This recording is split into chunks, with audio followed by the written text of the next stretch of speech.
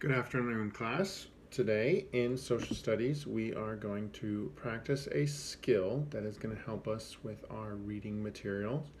And in the future, it's going to help us organize our information into notes and a breakdown summary of the whole lesson.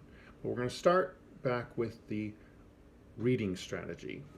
And the idea is that we are going to use this skill continually to improve our understanding of our reading while we are doing it with a before look, a before process, and then a after process, which may involve questions or discussion to sum up and to repeat in our own mind what we read and what we talked about. This also may be done with a partner. You may be telling me as the teacher, what did I learn? You may just be simply stating it, writing it down in one single idea, and then just turning it in. So I kind of have an idea. This is what you gained from this lesson. So our strategy is going to involve a couple steps, and it's going to be slow at first, but this strategy, again, is going to be meant to help us in the future. It can help us in other subjects and the overall reading of material. So in our social studies book, we're going to look at a couple things pre-reading. We're going to look at the title of the lesson. We're going to look at the yellow words, and we're going to look at the end of the lesson review questions. There are blue questions at the bottom of some of the paragraphs.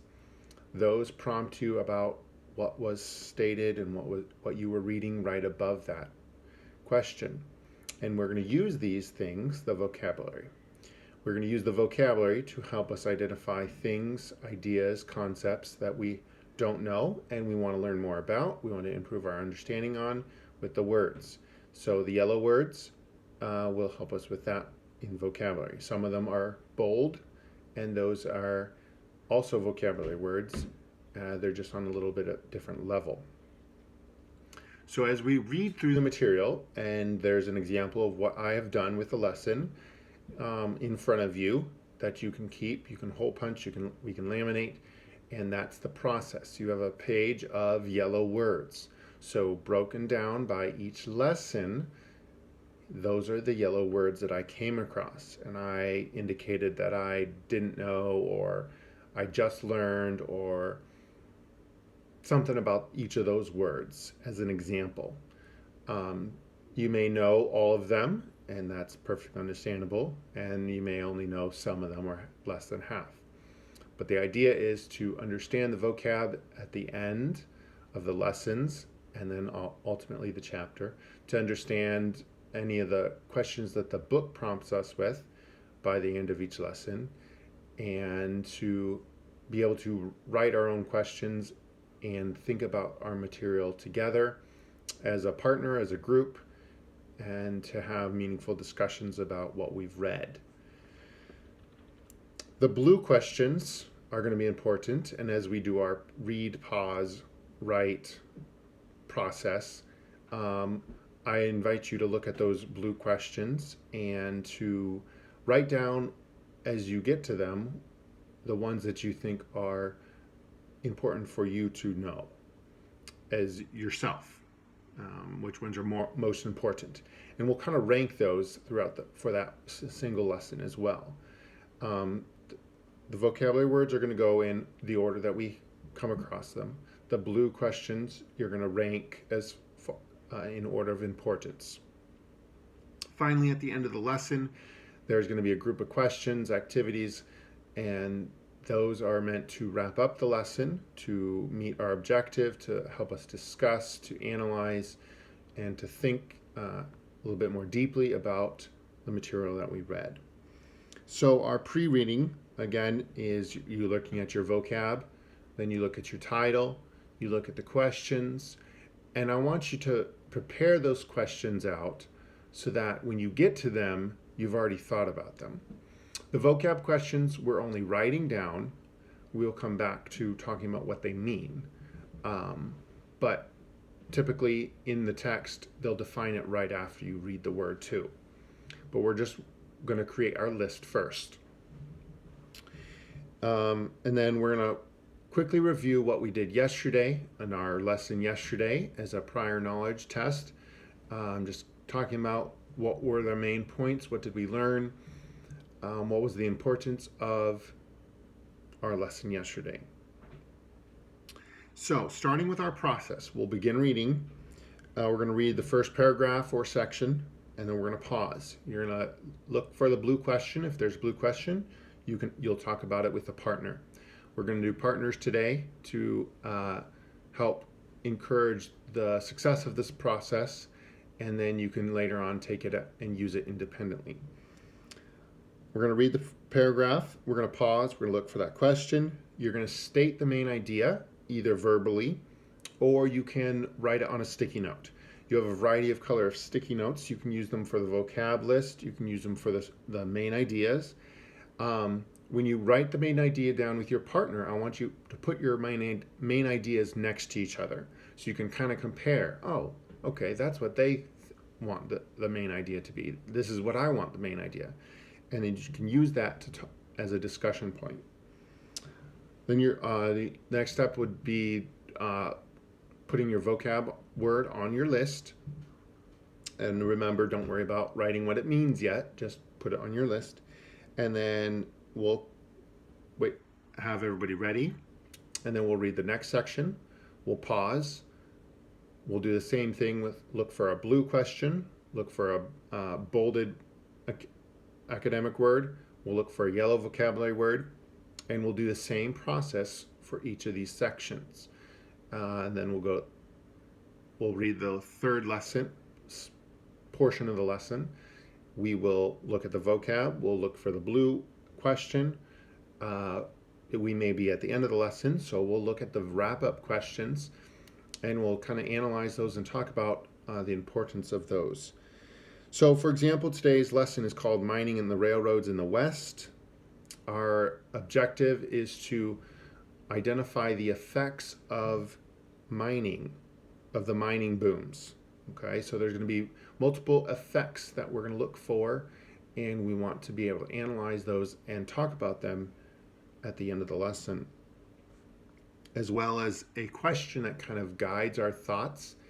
And this is why we want to kind of identify and know what the questions are first, so we know where our reading can take us.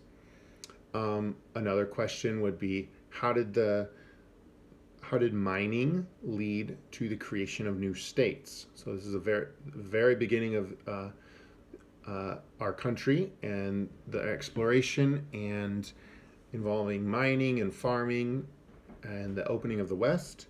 And we want to know how the mining and the creation of the railroad allowed for the creation of new states and how we got those territories into states. So, looking at each of our sections, that's our process. For a student with traumatic brain injury, the partner process was there to remove the anxiety and remove the task of doing it independently by themselves to begin with. The things that I want to, especially in this lesson, the things that I want to eliminate in their for them is the anxiety of doing it by themselves, the anxiety of a multi-step process, and the anxiety of getting confused. And that's why I had an example out in front of them for the whole class as well. And in this instance, I started the whole class with partners, so that both people kind of can learn and nurture each other and give each other suggestions. The example is out in front of them so that they can stick to that thing. They can stick to the format of breaking the reading down into the words, into the questions, and then we'll put those things into notes as we get more successful at this skill. But with traumatic brain injury, students struggling academically may need a quiet space. They may need noise canceling headphones. They may need a partner. They may need my help to be that assistance near them. because of the distractibility, the struggle with short-term and long-term memory. So with the reading strategy, the idea is that it may be short-term for the lesson, but because they're putting the sticky notes in their book and then they're putting the ideas, main ideas in there, they're putting the responses to the questions right there, and maybe even putting the vocab words on sticky notes in right there, they can immediately come back to that, and they can be refreshed. One, with the main ideas, they can refresh themselves with the vocabulary words and the meanings, and then the questions and the summary of the lesson.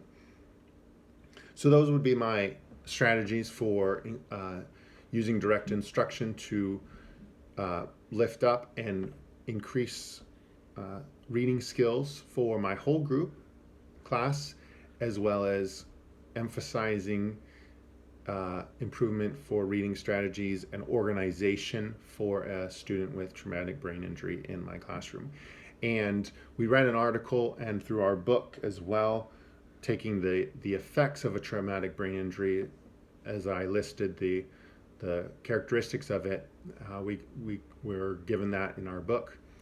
And then one of the articles was talking about the effectiveness of paraphrasing material, as well as giving students with cognitive challenges the abilities to improve their skills and not just leaving them behind. But so a reading strategy, a note-taking strategy, emphasized gives them the ability to move on and change and adapt with the difficulty of the material, but they still have a strategy to get through and to be successful with the material and in the class.